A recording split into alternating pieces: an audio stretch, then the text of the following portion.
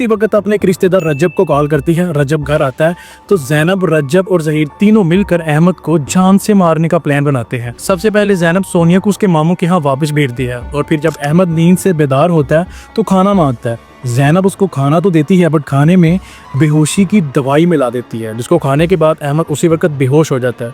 फिर जैनब, रजब और जहीर तीनों मिलकर एक रस्सी से अहमद का नींद की हालत में ही गला घोटते हैं और उसको जान से मार देते हैं। अब इसके बाद उनको एक चीज़ सताने लगी, वो ये कि उन्होंने अहमद को मार तो दिया और उसकी बॉडी को टिकाने कैसे लगाए। अब जिस इलाके में जैनब रहती थी वो बहुत ही बिजी एरिया था, वहाँ ऑल द टाइम लोगों की भीड़ रहती थी, तो यहाँ तो इनके लिए बॉडी को टिकाने लगाना बहुत ही मुश्किल था। जिस वजह से इन तीनों ने एक प्लान बनाया।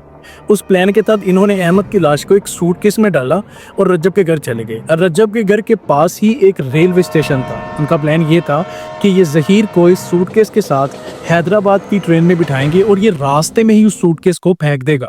बट जहीर इसके लिए नहीं माना, जिसकी वजह से ये तीनों मजबूरन वापस जैनब के घर आ गए। वापस आने के बाद ये तीनों बहुत परेशान होते हैं। उनको एक ही चीज़ सता रही होती है कि वो इस बॉडी को टिकाने लगाएं कैसे। तो यहाँ आता है जैनब के ज़हन में वो शैतानी प्लान।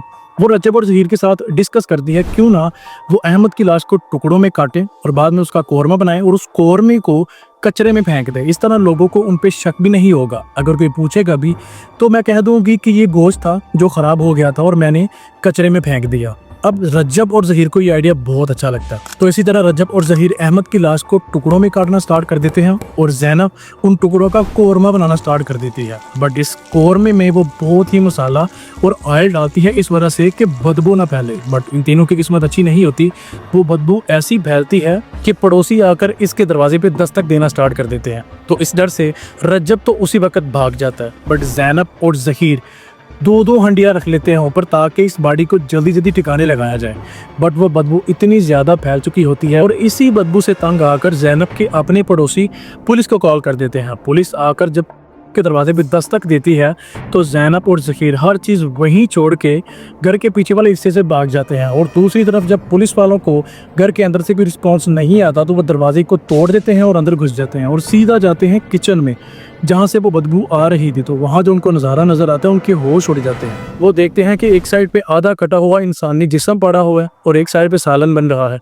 जब ये करीब जाके देखते हैं तो बस इनके होश उड़ जाते हैं। वो सालन इसी इंसानी जिस्म का होता है।